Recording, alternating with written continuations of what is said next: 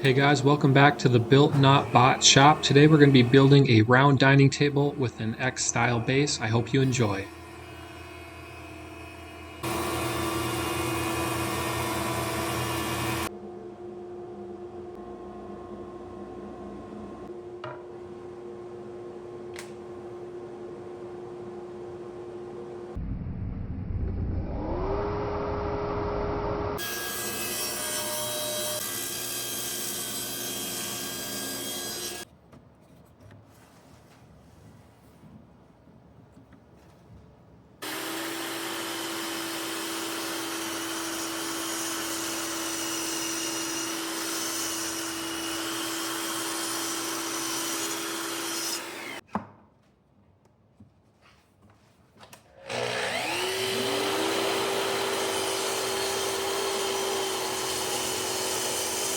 Well, I just wasted the better part of a morning, probably about 3 or 4 hours, milling down all this beautiful ash. I got into overdrive mode. I wanted to get as much done as possible in as little amount of time as humanly possible, and I made a huge mistake. And I feel really dumb about this, and I questioned even showing you, but this is part of life as a woodworker, and this is going to cut into my profit margin, so learn from my mistake. I got to this point and I cut all my legs to like 34 inches because usually when I'm building a dining table, my finished leg height is 28, and I just got into that mode without really thinking. However, when you have a 34-inch board and you cut it at a 45, it no longer is going to be as tall as you would hope, obviously. And then you would take this end and cut another 45 and lose even more height. So if you are noticing what I'm noticing, this is not tall enough to make a dining table base out of. Unfortunately for me, I cut all 12 of these out. I was batching them out, doing everything, and then moving on to the next step. That's just kind of my workflow.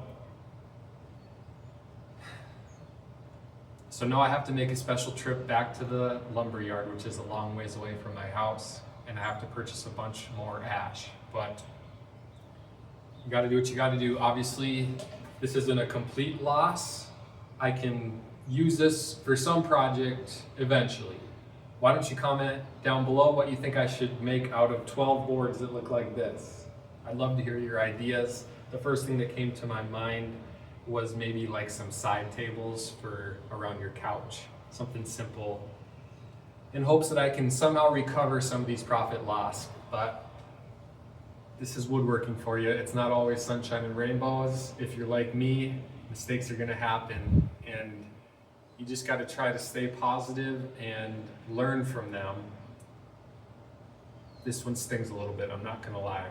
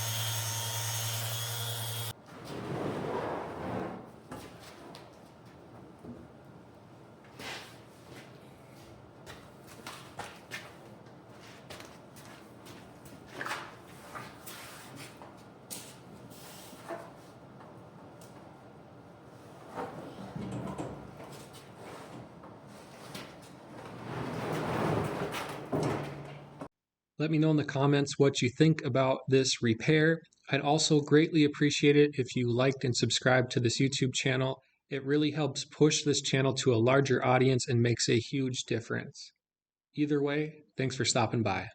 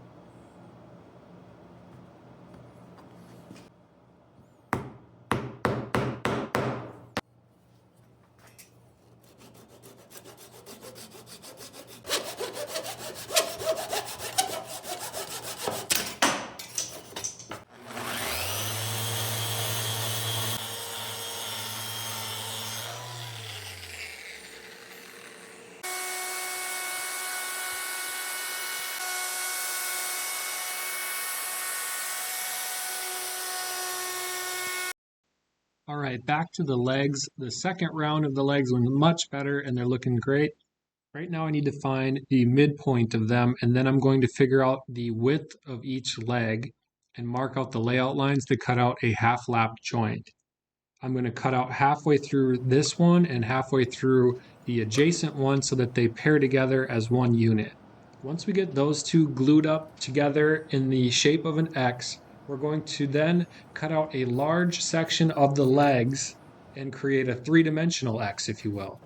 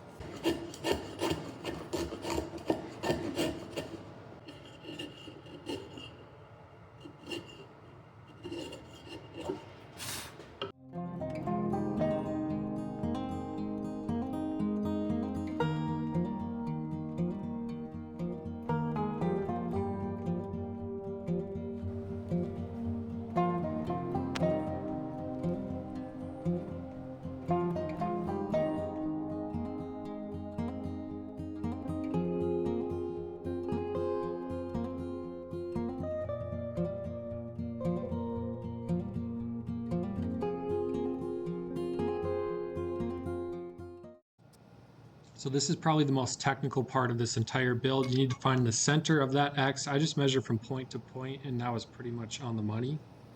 Then off of that center line, you need to measure over on each side of the line half of the distance of your total width, because you're basically going to cut out a section that is the same exact width of the adjacent X. Cut through the bottom, line it up with the top, cut through this, and basically remove this whole middle section here.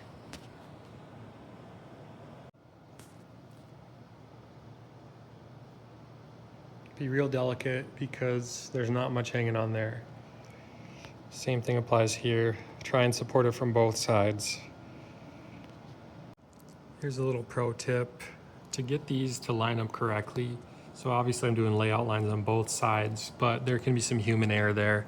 And if everything isn't perfect, even if you measure correctly, it might be off. But if you take a square and line it up with that leading edge of the saw blade and scribe it all the way up and line the track of your track saw with this line on both sides, you'll get a pretty gosh darn clean cut, and there'll be minimal cleanup work with a plane afterwards.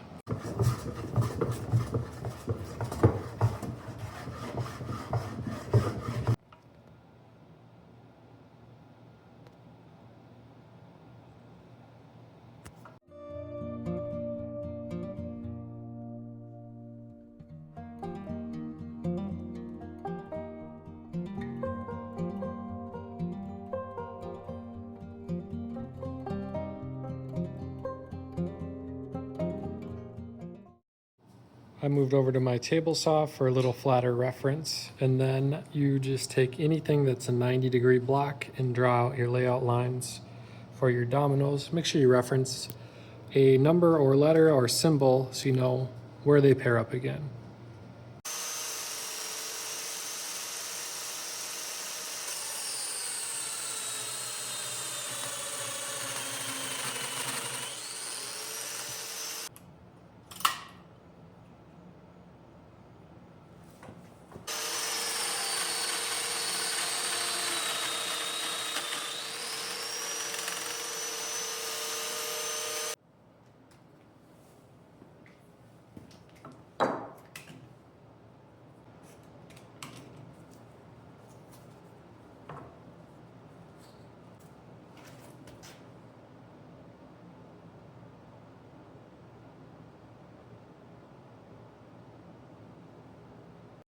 After a little bit of trouble dry fitting these legs with 2 rows of dominoes, I ended up just doing 1 row of dominoes on one of the sides instead of both. And this made the glue up just go much more smooth. So I would recommend this. It's going to be plenty of strong with all that surface area.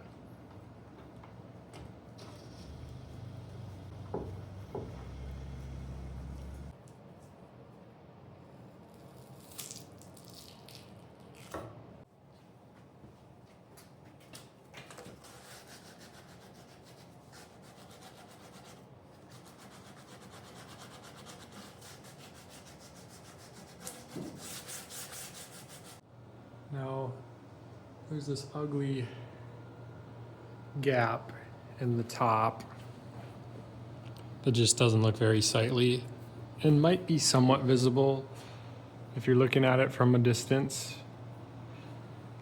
And these clamping blocks I used before are really close to the same size, so I'm going to cut these down, glue them together, and make a wedge.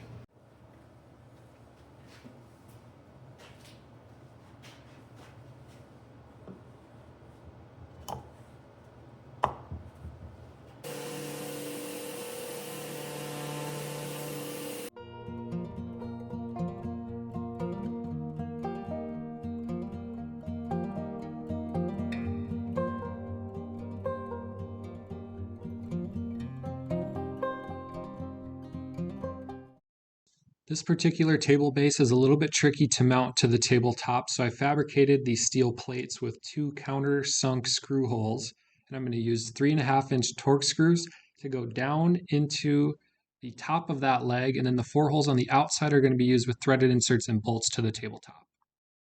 Whenever you're drilling screws into any sort of a hardwood, it's important that you use some sort of a wax. I just have this Howard's Wax It All on hand. You could use paste wax or anything similar. And coat the threads of those screws before you send them in. Of course, you need to pre-drill regardless, but with modern hardware, if you don't wax them, they'll just snap the head right off as you screw that into the lumber.